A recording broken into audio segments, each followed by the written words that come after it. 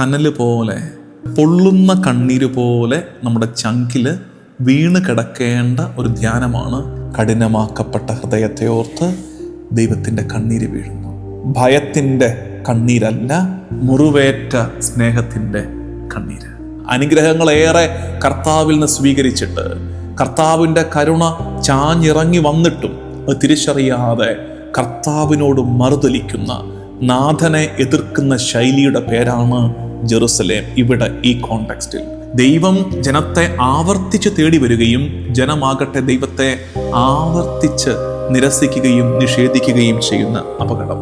നിന്നെ വിധിക്കുന്നതിന് മുമ്പ് കർത്താവ് കരയുമെന്ന്.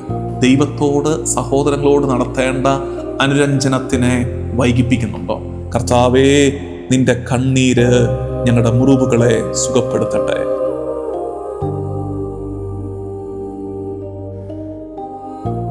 ഈശോ മിശിഹായിക്ക് സ്തുതിയായിരിക്കട്ടെ. മാർഗം, the way, feed my sheep ഒരുക്കുന്ന നോമ്പുകാല ധ്യാനത്തിൻ്റെ 4th ചാപ്റ്റർ, 4ാം അധ്യായത്തിലേക്ക് നമുക്ക് പ്രാർത്ഥനയോടെ പ്രവേശിക്കാം. ഇന്നത്തെ ഈ ചാപ്റ്റർ, ഈ ധ്യാനം, ഇത് വളരെ ലളിതമാണ്, ചെറുതാണ്. പക്ഷേ ഇതിങ്ങനൊരു കനല് പോലെ പൊള്ളുന്ന കണ്ണീരുണ്ടല്ലോ, അതുപോലെ പൊള്ളുന്ന കണ്ണീര് പോലെ നമ്മുടെ ചങ്കിൽ വീണ് കിടക്കേണ്ട ഒരു ധ്യാനമാണ് ഇന്നത്തെ ധ്യാനം. 4th ചാപ്റ്റർ, മാർഗത്തിൻ്റെ 4ാമത്തെ ഈ പാഠം. ലൂക്കാ സുവിശേഷം 19-ാം അധ്യായം 41-ാം വാക്യം. ലൂക്കാ 19:41. അവൻ അടുത്തു വന്ന് പട്ടണം കണ്ടപ്പോൾ അതിനെക്കുറിച്ച് വിലപിച്ചുകൊണ്ട് പറഞ്ഞു. ജെറുസലേമിനെ ഓർത്ത് കർത്താവ് വിലപിക്കുന്ന രംഗം. ജെറുസലേമിനെ ഓർത്ത് കർത്താവ് കരയുന്നു. കഠിനമാക്കപ്പെട്ട ഹൃദയത്തെ ഓർത്ത് ദൈവത്തിൻ്റെ കണ്ണീര് വീഴുന്ന രംഗമാണ് ഇത്. കഠിനമാക്കപ്പെട്ട ഹൃദയത്തെ ഓർത്ത് ദൈവത്തിൻ്റെ കണ്ണീര് വീഴുന്നു. കുരിശിന് മുമ്പ്, വിചാരണയ്ക്ക് മുമ്പ്, ആണികൾക്ക് മുമ്പ്, ചാട്ടവാറടികൾക്ക് മുമ്പ്, മുൾക്കിരീടത്തിന് മുമ്പ് കർത്താവ് കരയുകയാണ്. ഈ കരച്ചില് ഭയത്തിൻ്റെ കണ്ണീരല്ല, മറിച്ച് മുറിവേറ്റ സ്നേഹത്തിൻ്റെ കണ്ണീര്. wounded love is shedded into tears. മുറിവേറ്റ സ്നേഹം കണ്ണീരായി പെയ്തിറങ്ങുന്ന രംഗമാണ് ഇത്. കർത്താവ് ജെറുസലേമിനെ ഓർത്ത് കരയുന്ന ഭാഗം. പഴയ നിയമത്തിൽ ഇതിന് സമാനമായതെന്തെങ്കിലും ഉണ്ടോ എന്ന് നമുക്ക് നോക്കാം. പഴയ നിയമത്തിലും ദൈവം കരയുന്ന, വിലപിക്കുന്ന രംഗം കാണാൻ പറ്റും. Don't think that God in Old Testament is an emotionless one. സങ്കടമില്ലാത്ത, വികാരങ്ങളില്ലാത്ത ഒരു ദൈവമാണ് നമ്മുടെ ദൈവമെന്ന് വിചാരിക്കരുത്. മറിച്ച് ദൈവം വിലപിക്കുന്നുണ്ട്. ജെറമ്യായുടെ പുസ്തകം 9-ാം അധ്യായം, ജെറമ്യ 9:1 വാക്യം. നിങ്ങളുടെ ബൈബിളിൽ ചിലതൊക്കെയല്ലേ ഞാൻ പറയുന്നുള്ളൂ, എടുത്താൽ നല്ലത്. ജെറമ്യ 9:1 ഇങ്ങനെയാണ്.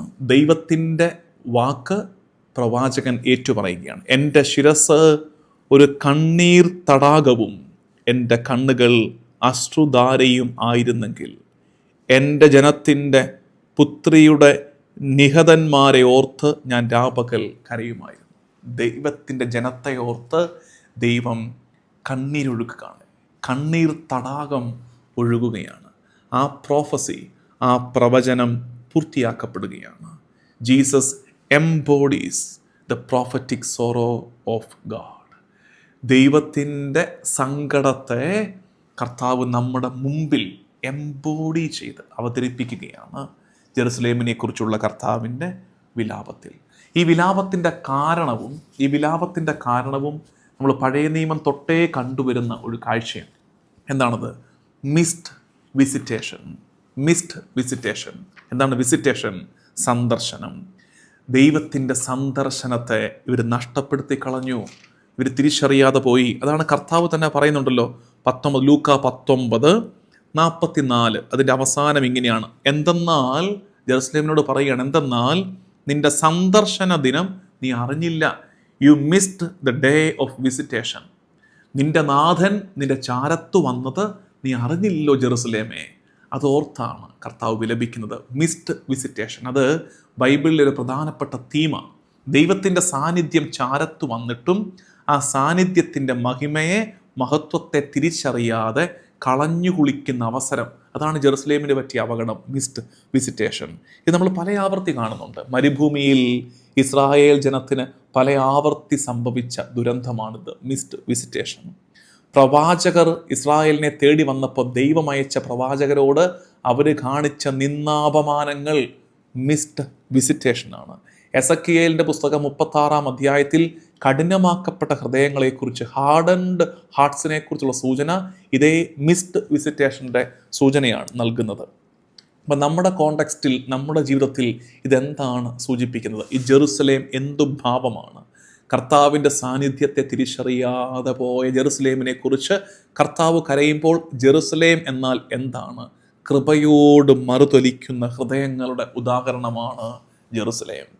ദൈവകൃപയോട് നമ്മെ തേടി വരുന്ന, കരുണയോടെ ചാരത്തേക്ക് വരുന്ന ദൈവകൃപയോട് മറുതൊലിക്കുന്ന ഹൃദയങ്ങളുടെ ഉദാഹരണമാണ് ജെറുസലേം. ഒരു പക്ഷേ ഞാനും നീയും ഒരു ജെറുസലേമാകാം, നമ്മുടെ കൂടെ ജെറുസലേം ഉണ്ടാകാം. ജെറുസലേം ദൈവത്തോട് കാണിക്കുന്ന അനുഗ്രഹങ്ങളേറെ കർത്താവിൽ നിന്ന് സ്വീകരിച്ചിട്ട്, കർത്താവിൻ്റെ കരുണ ചാഞ്ഞിറങ്ങി വന്നിട്ടും അത് തിരിച്ചറിയാതെ കർത്താവിനോട് മറുതലിക്കുന്ന, നാഥനെ എതിർക്കുന്ന ശൈലിയുടെ പേരാണ് ജെറുസലേം ഇവിടെ ഈ കോണ്ടെക്സ്റ്റിൽ.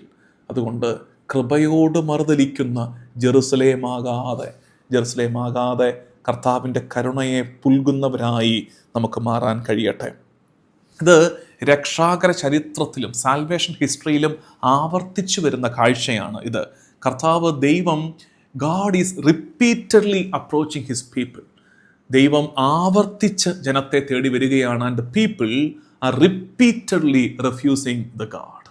ദൈവം ജനത്തെ ആവർത്തിച്ച് തേടി വരികയും ജനമാകട്ടെ ദൈവത്തെ ആവർത്തിച്ച് നിരസിക്കുകയും നിഷേധിക്കുകയും ചെയ്യുന്ന അപകടം.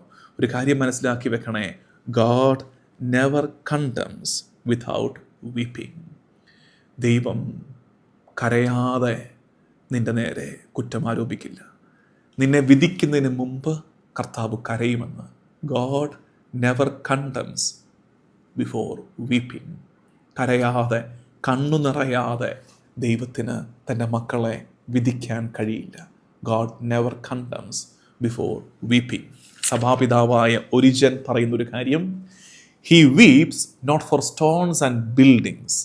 ജെറുസലേമിൻ്റെ ഒന്നിനുമേൽ ഒന്നായി അടുക്കി വെച്ച കല്ലുകളെ ഓർത്തോ പണിതുയർത്തപ്പെട്ട കെട്ടിടത്തെ ഓർത്തോ അല്ല കർത്താവ് കരയുന്നത്. കർത്താവിന് അറിയാം തകർക്കപ്പെടുമെന്ന്. അതല്ല കർത്താവിൻ്റെ കണ്ണീരിൻ്റെ കാരണം. He weeps not for stones and buildings but for souls that refuse healing. അവൻ കരഞ്ഞത് കല്ലുകളെ ഓർത്തോ കെട്ടിടത്തെ ഓർത്തോ അല്ല, മറിച്ച് സൗഖ്യത്തെ നിഷേധിക്കുന്ന, സൗഖ്യത്തെ നിരസിക്കുന്ന ഹൃദയങ്ങളെ ഓർത്താണ് കർത്താവിൻ്റെ കണ്ണീര് പെയ്തതെന്ന് സഭാപിതാവായ ഒരിജൻ പറയുന്നു. കത്തോലിക്ക സഭയുടെ പടുപ്പിരിലും കർത്താവിൻ്റെ ദൗത്യം പാപികളെ തേടി വരുന്നതാണ് എന്ന് സൂചിപ്പിക്കുന്നുണ്ട്. നമുക്കൊക്കെ അറിയാം. CCC 544 പറയുന്നു, ജീസസ് മിഷൻ ടു സിന്നേഴ്സ്. പാപികൾക്ക് വേണ്ടി കർത്താവ് നടത്തുന്ന ശുശ്രൂഷ.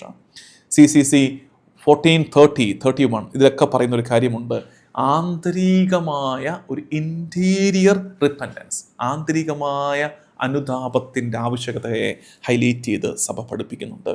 നമ്മുടെ ജീവിതത്തിൽ, അനുദിന ജീവിതത്തിൽ, നമ്മുടെ കുടുംബത്തിലെ സാഹചര്യങ്ങളിൽ ഇത് ജെറുസലേമിനെ ഓർത്ത് കർത്താവ് കണ്ണീര് പൊഴിച്ച ഈ ഭാഗം എങ്ങനെയാണ് നമുക്ക് പ്രാക്ടിക്കലി അപ്ലൈ ചെയ്യാൻ പറ്റുന്നത്?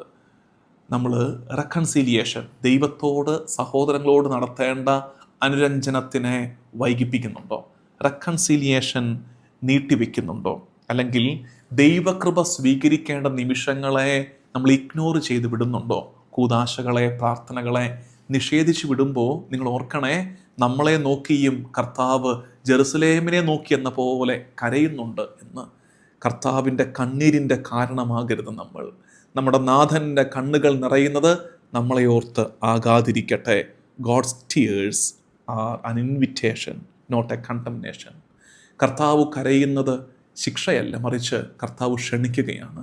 കണ്ണീരാലാണ് അവൻ നമ്മെ ക്ഷണിക്കുന്നതെന്ന് തിരിച്ചറിയണേ. നമുക്ക് പ്രാർത്ഥിക്കാം. ഇന്ന് ഞാൻ പറഞ്ഞു, ലളിതമാണ്, ചെറുതാണ്. പക്ഷേ ഈ പറയുന്ന ലാവ, മരുഭൂമിയിലെ ലാവ, ചൂടേറിയ ലാവ ഒലിച്ചിറങ്ങുന്നത് പോലെ നമ്മുടെ ഹൃദയത്തിൻ്റെ അന്തർഭാഗങ്ങളിലേക്ക് ഒലിച്ചിറങ്ങേണ്ട പൊള്ളലുള്ള കണ്ണീരാണ്. തീ പോലെ ചുട്ടുപൊള്ളുന്ന കർത്താവിൻ്റെ കണ്ണീര് നമ്മുടെ ചങ്കിൽ പതിയാൻ നമുക്ക് ആഗ്രഹിക്കാം, പ്രാർത്ഥിക്കാം. കർത്താവും ദൈവവുമായ ഈശോ മിശിഹായേ, ജെറുസലേമിനെ കുറിച്ചെന്ന പോലെ ഞങ്ങളെ ഓർത്തും നീ കരയണമേ. ജെറുസലേമിനെ ഓർത്തെന്ന പോലെ ഞങ്ങളെ ഓർത്തും നീ കരയണമേ. നിന്റെ കണ്ണീര് അടച്ചിട്ട ഞങ്ങളുടെ ഹൃദയവാതിലുകളെ തുറക്കട്ടെ. നിന്റെ കണ്ണീര് ഞങ്ങളുടെ കഠിനമായ ഹൃദയത്തെ നിർമ്മലമാക്കട്ടെ. കർത്താവേ, നിന്റെ കണ്ണീര് ഞങ്ങളുടെ മുറിവുകളെ സുഖപ്പെടുത്തട്ടെ. നമ്മുടെ കർത്താവ് ഈശോ മിശിഹായുടെ കൃപയും പിതാവായ ദൈവത്തിൻ്റെ സ്നേഹവും പരിശുദ്ധാത്മാവിൻ്റെ സഹവാസവും എന്നും എല്ലാ കാലവും കൂടെ ഉണ്ടായിരിക്കട്ടെ, ഇപ്പോഴും എപ്പോഴും എന്നേക്കും. ആമേൻ.